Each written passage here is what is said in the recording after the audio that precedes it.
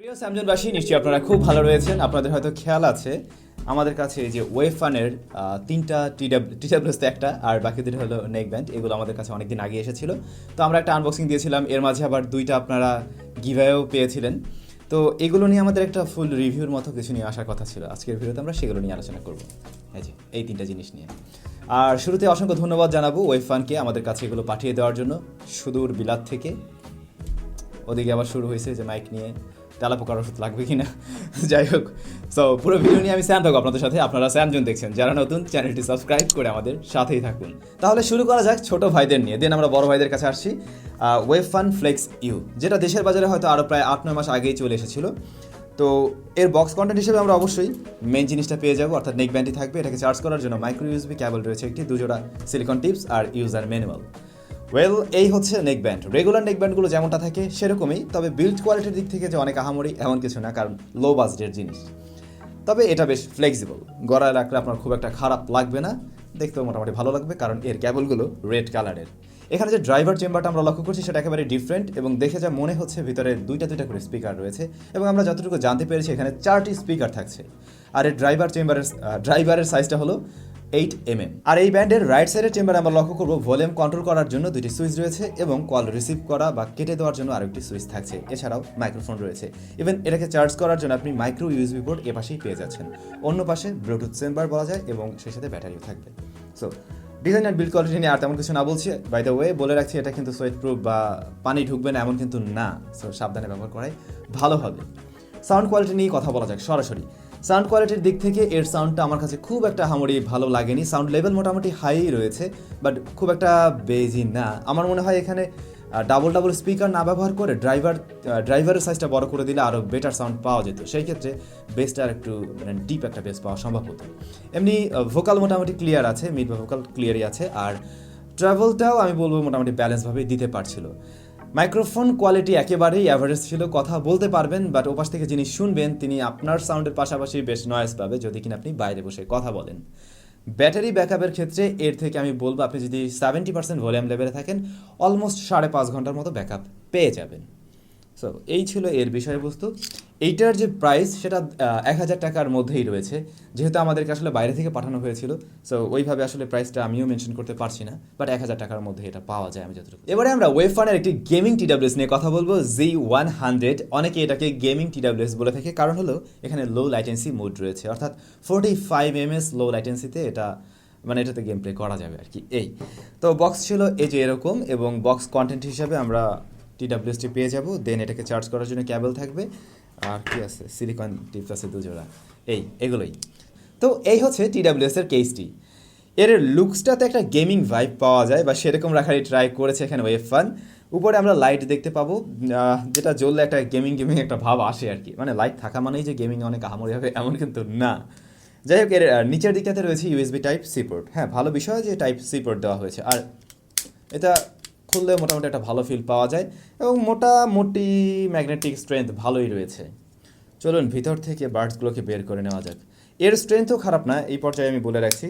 এটা মানে উল্টাভাবে খুললে পুড়ে যাবে না, মোটামুটি ম্যাগনেটিক পাওয়ার ভালোই রয়েছে। ওয়াও, এখানে যে বার্ডস দুটো, এর উপরেও কিন্তু সুন্দর লাইট জ্বলে থাকে। এই বিষয়টা অনেকের কাছেই ভালো লাগবে, বিশেষ করে যারা গেমার তাদের কাছে ভালো লাগবে। আবার অনেকের কাছে ভালো নাও লাগতে পারে, কানে বসে সারাক্ষণ জ্বলে থাকবে এই কারণেই হয়তো। তবে এগুলো কিন্তু বেশ লাইট ওয়েটের, কানের সাথে খুব সহজেই ফিট হয়ে যায়। এখানে কিন্তু এএনসি দেওয়া হয়নি, কম দামি জিনিস এএনসি পাবো না, এটাই স্বাভাবিক। তবে নয়েজ আইসোলেশনটা আবার বেশ ভালোই রয়েছে, কানে লাগালে মোটামুটি ভালোভাবেই লক করতে পারে বাইরের নয়েজগুলোকে। রয়েছে touch sensitive controlling system, play pause next করা যাবে, পাশাপাশি কল আসলেও রিসিভ করা যাবে। এই বিষয়গুলো আসলে এগুলো আপনারা জানেন। সো যেগুলো জানেন না সেটা নিয়ে আলোচনা করা উচিত। এর অফিসিয়াল তথ্য অনুযায়ী এটা দিয়ে 45 ms লো ল্যাটেন্সি মোডে গেম প্লে করা যাবে। হ্যাঁ, 45 ms লো ল্যাটেন্সি মোড অন্য টিডাব্লিউএস এর সাথে কম্পেয়ার করতে গেলে অবশ্যই ভালো বিষয় বা এগিয়ে থাকবে, কিন্তু যারা হেভি গেমার বা প্রো লেভেলের গেমার তাদের জন্য কিন্তু 45 ms লো ল্যাটেন্সি এটা অনেক বড় কিছুই। সো বলতে পারেন যে হ্যাঁ, চাইলে এটা দিয়ে চালিয়ে নেওয়া যাবে, কিন্তু অ্যাকচুয়াল রেজাল্ট বা আপনি যেমনটা পান কিনা রেগুলার ওয়্যার্ড হেডফোনে সেরকম কিছু কিন্তু হচ্ছে না। আমরা এখানে একটা লো ল্যাটেন্সি মোড টেস্ট করে আপনাদেরকে দেখাচ্ছি, সো বুঝতেই পারবেন আসলে এটার রেজাল্টটা কেমন রয়েছে।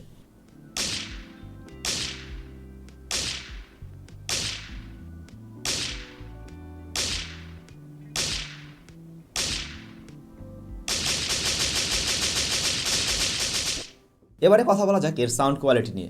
প্রথমে যদি ভলিউম লেভেল নিয়ে বলি, আমি বেশ কিছু অ্যান্ড্রয়েড ফোনে দেখলাম ভলিউম লেভেলটা একটু কম মনে হচ্ছিল আমার কাছে আর কি। বাট আইফোনের সাথে কানেক্ট করলাম, আমার OnePlus-এর সাথে কানেক্ট করলাম, তখন দেখলাম যে না, এটার ভলিউম লেভেল মোটামুটি ভালো রয়েছে। তারপরেও আমি বলবো আরেকটু ভলিউম লেভেলটা হাই থাকলে আরও বেশি ভালো হতো। দেন বেস, হ্যাঁ, এটা যে বাজেটের জিনিস সেই জায়গা থেকে বেসটা একদম পারফেক্ট। বাজেটটা একটু ক্লিয়ার করে নিই, বাংলাদেশের মার্কেটে এটা 1700-1800 টাকার মধ্যে এখন পাওয়া যায়। সো বেসের দিক থেকে এটা মোটামুটি ঠিকঠাক রয়েছে। যারা একটু হেভি বেস পছন্দ করেন তাদের ভালো লাগবে আই হোপ। আর যদি আমরা মিড বা ভোকালে আসি, মিড বা ভোকালটাও মোটামুটি ভালো পেয়েছি। অনেক ইয়ারফোনে আমরা লক্ষ্য করি যে একটু বেসি হলে পরে ভোকালটা আসলে ততটা ভালো পাওয়া যায় না, বাট এটার ক্ষেত্রে ভালো ছিল। কিন্তু ট্রাভেলটা আমি আরেকটু বেটার আশা করেছিলাম, এখানে একটু কমতি মনে হয়েছে। আবার অনেকের কাছেই হয়তো এই সাউন্ডটা ভালো লাগবে, বিশেষ করে আমার কাছে কিন্তু খারাপ লাগেনি, কারণ আমি দেখলাম লং টাইম এটা ব্যবহার করতে গিয়েও মাথার মাঝে কোনো ধরনের ব্যথা অনুভব বা সরাসরি ব্রেইনের ভিতরে গিয়ে যে হিট করে ওই বিষয়টা ছিল না, যে কারণে এটা দিয়ে চাইলে লং টাইম গান শোনাও যাবে। ব্যাটারির ক্ষেত্রে আমরা জেনেছি এর বক্সে রয়েছে 400 মিলি অ্যাম্পারের ব্যাটারি, আর এর প্রত্যেকটা TWS-এর মাঝে রয়েছে 40 মিলি অ্যাম্পার করে ব্যাটারি। 70-80% ভলিউম লেভেলে আপনি মোটামুটি ব্যাটারি ব্যাকআপ পেয়ে যাবেন 3.5 থেকে 4 ঘন্টা বা আর একটু প্লাস। আর এর যে কেসটি রয়েছে, এটা দিয়ে আপনি অনায়াসে এই বাডসগুলোকে প্রায় 4 বারের মতো চার্জ করে নিতে পারবেন। মাইক্রোফোন কোয়ালিটি নিয়ে বলতে গেলে 1500 থেকে 2000 টাকার মধ্যে এই মুহূর্তে আমরা যে TWS-গুলো দেশের বাজারে দেখছি অলমোস্ট তাদের মতো রেজাল্ট করতে পারছিল। আমাদের আজকের ভিডিওর সর্বশেষ নেকব্যান্ড ফ্লেক্স 3, ওয়েভফান ফ্লেক্স 3। এর বক্স কন্টেন্ট ওই যে ব্যাটারি রয়েছে, এটাকে চার্জ করার জন্য কেবল, 2 জোড়া সিলিকন টিপস, ইউজার ম্যানুয়াল। এর বক্সের উপরে বড় করে লেখা রয়েছে 30 আওয়ার্স মিউজিক টাইম, অর্থাৎ 30 ঘন্টা এর থেকে মিউজিক প্লে টাইম আপনি পেয়ে যাবেন। কোম্পানি এমনটাই দাবি করছে। আমাদের টেস্টিং রেজাল্ট কী ছিল সেটা অবশ্যই জানাবো। তো ডিজাইন অ্যান্ড লুকস, ওই যে আমরা প্রথমে যেটা নিয়ে কথা বলেছিলাম অলমোস্ট সেরকম, বাট এটা হাতে নিলে বুঝতে পারবেন এটা তার চাইতে অবশ্যই প্রিমিয়াম কিছু। ইভেন এর যে এই যে ব্যান্ডের এই অংশটা, এটা কিন্তু ওইটার চাইতেও একটু সফট প্লাস আর একটু ফ্লেক্সিবল। ইভেন এর যে চেম্বারগুলো, এগুলোর কোয়ালিটিও কিন্তু ওইটার চাইতে আমার কাছে একটু বেটার মনে হয়েছে। এবং রাইট সাইডে আমরা আগের মতোই দেখতে পাচ্ছি, এখানে ভলিউম লেভেলকে কন্ট্রোল করার জন্য বাটন থাকছে, সেই সাথে কল রিসিভ করার জন্য বাটন, মাইক্রোফোন, আর এটাকে চার্জ করার জন্য একটি মাইক্রো USB পোর্ট রয়েছে। এটার সাথে আসলে টাইপ সি যেত, সেটা দেওয়া উচিত ছিল। ওয়েল, সো এটা গলায় নিলেও কিন্তু বেশ ভালো একটা ফিল হয়, আগের চাইতে একটু ভাব বেশি মনে হয় আর কি। আর এটা কিন্তু ম্যাগনেটিক, আপনি চাইলে এভাবে লাগিয়ে রাখতে পারবেন, এবং ম্যাগনেটিক স্ট্রেংথ মোটামুটি ভালোই রয়েছে। ড্রাইভার চেম্বারটা কিন্তু মেটালিক এবং এর মাঝে 10 মিলিমিটারের ড্রাইভার রয়েছে। এর সাউন্ড কোয়ালিটিতে আমরা সরাসরি চলে যাই। সাউন্ড কোয়ালিটির কথাই বলবো, আমার কাছে এখানে আমরা যতগুলো পেয়েছি তাদের মধ্যে সবচেয়ে বেস্ট সাউন্ড আমার কাছে এটাই মনে হয়েছে। হ্যাঁ, এটা দিয়ে আপনি গেমিংয়ে লো ল্যাটেন্সি মোড পাবেন না, বাট সাউন্ড কোয়ালিটি অবশ্যই ভালো ছিল। যেমন লাউডনেস, একদম ধুমধামাকা লাউডনেস রয়েছে। আপনাকে ফুল ভলিউমে অবশ্যই যেতে হবে না, 70-80%-এর মধ্যে আমার মনে হয় এনাফ। আর এখানে বেসটাও একটা ডিপ বেস দিতে পারছিল, সেই সাথে মিড বা ভোকালও খুবই ভালো পেয়েছি, মানে খুব ক্রিস্টাল ক্লিয়ার টাইপের একটা সাউন্ড দিতে পারছিল এই নেক ব্যান্ডটি। এবং ট্রাভেলটাও মোটামুটি বেশ ভালোই রয়েছে। তবে আপনাদেরকে আমি বলবো এইটার সাউন্ড লেভেলটা একেবারে হাই দিয়ে শুনবেন না, সেই ক্ষেত্রে মনে হবে একদম কানের ভিতরে গিয়ে হিট করে। সো একটু ভলিউম লেভেলটা কমিয়ে রাখলে মোটামুটি একটা ভালো সাউন্ড পাওয়া যায়। আর আমার মনে হয়েছে 1000 বা 2000 বা এর আশেপাশে যারা কিনা একটা নেক ব্যান্ড কিনতে চান এবং ব্যালেন্স একটা সাউন্ড চান, তাদের জন্য কিন্তু এটাকে রিকমেন্ড করা যায়।